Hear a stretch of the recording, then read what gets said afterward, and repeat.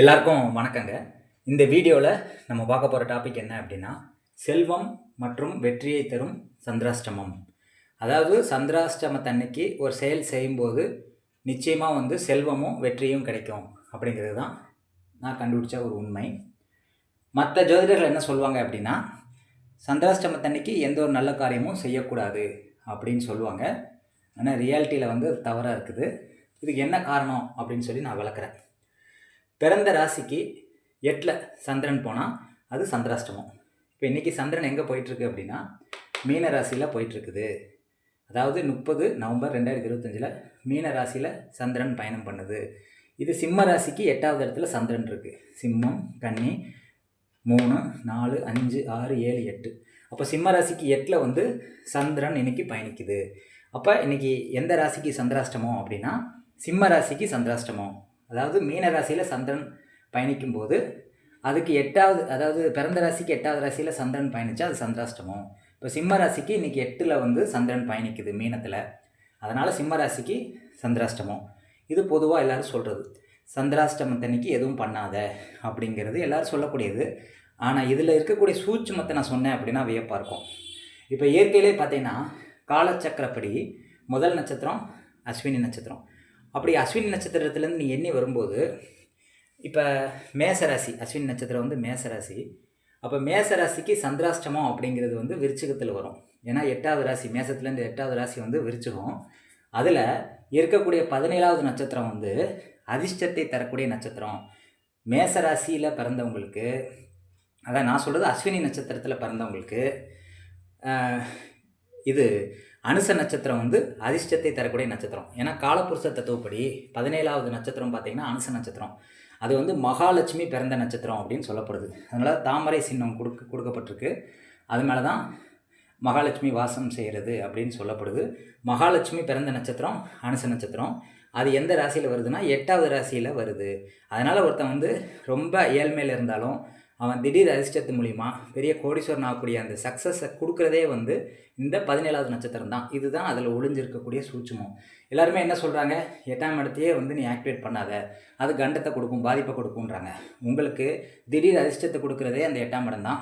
அதில் ஒரு முக்கியமான விஷயம் என்ன அப்படின்னா, இந்த 16வது நட்சத்திரம் அப்படின்னு சொல்லக்கூடிய விசாக நட்சத்திரமும் 18வது நட்சத்திரம் அப்படின்னு சொல்லக்கூடிய கேட்டை நட்சத்திரமும் அதிர்ஷ்டத்தை கொடுக்காது, கண்டத்தை கொடுக்கும். நல்லா தெரிஞ்சுக்கோங்க. சந்திராஷ்டமத்தன்னைக்கு எல்லா நட்சத்திரமும் நன்மை செய்யாது. 17வது நட்சத்திரம் மட்டுமே நன்மை செய்யும். உங்கள் பிறந்த நட்சத்திரத்துக்கு 17வது நட்சத்திரமே நன்மை செய்யும். 16வது நட்சத்திரமும் 18வது நட்சத்திரமும் நன்மை செய்யாது. அதனால் நான் சொல்கிறது தப்பாக புரிஞ்சுக்கிட்டு கமெண்ட் செக்ஷனில் திட்டாதீங்க. நான் சொல்கிறது சந்திராஷ்டமம், அதாவது ராசிக்கு 8ல் சந்திரன் பயணித்தா அது சந்திராஷ்டமம். ஒரு ராசியில் 3 நட்சத்திரம் இருக்குது. அதில் 17வது நட்சத்திரம், நீங்கள் பிறந்த நட்சத்திரத்துக்கு 17வது நட்சத்திரம் மட்டும்தான் உங்களுக்கு திடீர் அதிர்ஷ்டத்தை கொடுக்கும். 16வது நட்சத்திரமோ 18வது நட்சத்திரமோ அதிர்ஷ்டத்தை கொடுக்காது. அதனால் இப்போ சப்போஸ் திருமணத்துக்கு முகூர்த்தம் குறிக்கிறாங்கன்னு வச்சுக்கோங்களேன். எல்லோரும் என்ன சொல்லுவாங்க, சந்திராஷ்டமத்தன்னைக்கு முகூர்த்தத்தை குறிக்காத அப்படின்னு சொல்லுவாங்க. நான் என்ன சொல்லுவேன் அப்படின்னா, சந்திராஷ்டமம் அன்னைக்கும் முகூர்த்தத்தை குறிக்கலாம். நிறைய பேர் சந்திராஷ்டமத்தன்னைக்கு திருமணம் பண்ணி நல்லா வாழ்கிறதையும் நான் பார்த்துருக்கேன். ஆனால் அந்த முகூர்த்தம் குறிக்கக்கூடிய நேரம் 17வது நட்சத்திரம் ஓடும்போது நீங்கள் குறிக்கணும்.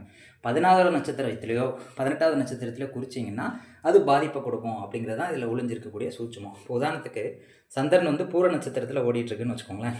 பூர நட்சத்திரத்துக்கு 17வது நட்சத்திரம் ரேவதி. அப்போ ரேவதி நட்சத்திரம் வரும்போது நீங்கள் ஒரு காரியம் பண்ணுறீங்க அப்படின்னா 100% நிச்சயமாக சக்ஸஸ் கொடுத்தே தீரும். ஆனால் நீங்கள் உத்திரட்டாதி நட்சத்திரத்தில் பண்ணிங்கன்னா ஃபெயிலியர் ஆகும். ஏன்னா நீங்கள் தப்பான நட்சத்திரத்தில் செயல் தொடங்கினா அது உங்களுடைய தவறு, என்னுடைய தவறு கிடையாது. நான் சொல்கிறது தெளிவாக புரிஞ்சுக்கோங்க. 8வது இடத்துல சந்திரன் பயணிக்கும் போது அது சந்திராஷ்டமம்னு சொல்கிறோம். அந்த சந்திரன் ஒரு ராசியில் போகும்போது 2.25 நட்சத்திரத்தில் இருக்குது. அதில் நீங்கள் பிறந்த நட்சத்திரத்துக்கு 17வது நட்சத்திரம் மட்டுமே உங்களுக்கு செல்வ செழிப்பையும் யோகத்தையும் செய்யும். மற்ற நட்சத்திரங்கள் யோகத்தை செய்யாது. அதை மட்டும் ஞாபகம் வச்சுக்கிட்டு சந்திராஷ்டமம் ஓடினாலும் அன்னைக்கு நீங்கள் காரியத்தை செய்யலாம். ஆனால் 17வது நட்சத்திரத்தில் காரியத்தை செய்யுங்க. உதாரணத்துக்கு ஒருத்தர் புனர்பூச நட்சத்திரத்தில், ஒருத்தர் கேட்டை நட்சத்திரத்தில் பிறந்திருக்காருன்னு வச்சுக்கோங்களேன். அவருக்கு கேட்டை நட்சத்திரம் அப்படின்னா ஒருத்தர் விருச்சிக ராசியில் பிறந்திருக்காரு கேட்டை நட்சத்திரத்தில். அவருக்கு சந்திராஷ்டமம் பார்த்தீங்க அப்படின்னா, அதாவது என்ன சொல்கிறது, இந்த ராசிக்கு 8ல் சந்திரன் போகும்போது மிதுன ராசிக்கு போகும்போது இந்த கேட்டைக்கு சந்திராஷ்டமம் ஏற்படும். அப்போ அப்போ எந்த நட்சத்திரத்தில் ஒரு செயல் பண்ணலாம் அப்படின்னா, கேட்டை நட்சத்திரத்தில் ஒருத்தர் பிறந்திருக்காரு. இதில் 17வது நட்சத்திரம், கேட்டையிலேருந்து 17வது நட்சத்திரம் வந்து புனர்பூசம். அப்போ புனர்பூச நட்சத்திரம் ஓடும்போது சந்திராஷ்டமத்தன்னைக்கு ஒரு செயல் செஞ்சால் உறுதியாக வெற்றி கிடைக்கும், அதிர்ஷ்டம் கிடைச்சே தீரும். இது வந்து நான் கண்டுபிடிச்ச ஒரு சூட்சும உண்மை. யாருமே இதை வெளியில் சொல்ல மாட்டாங்க. உங்களுக்கு சொல்கிறது எல்லாமே வந்து மேலோட்டமாக தான் சொல்கிறாங்க. அதில் ஒளிஞ்சிருக்கக்கூடிய அதிர்ஷ்டத்தை யாரும் சொல்லலைங்கிறது தான் என்னுடைய கருத்து.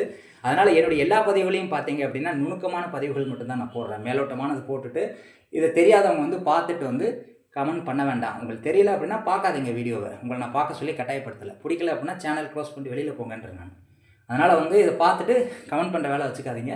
இதை வந்து நான் நிறைய ஆய்வு பண்ணி தான் இந்த உண்மையை வந்து வெளியே சொல்கிறேன். பிடிக்கலன்னா சேனலை பார்க்காதீங்க. இந்த சந்திராஷ்டமம் வெற்றியை கொடுக்கும் அப்படிங்கிற பதிவு வந்து உங்களுக்கு பயனுள்ளதாக இருக்கும்னு நான் நம்புகிறேன். சந்திராஷ்டமத்தை பார்த்து யாரும் பயப்பட வேண்டாம். வெற்றி அதிர்ஷ்டம் எல்லாமே அதில் தான் இருக்குதுங்கிறத நீங்கள் மறந்துடாதீங்க. நன்றி, வணக்கம்.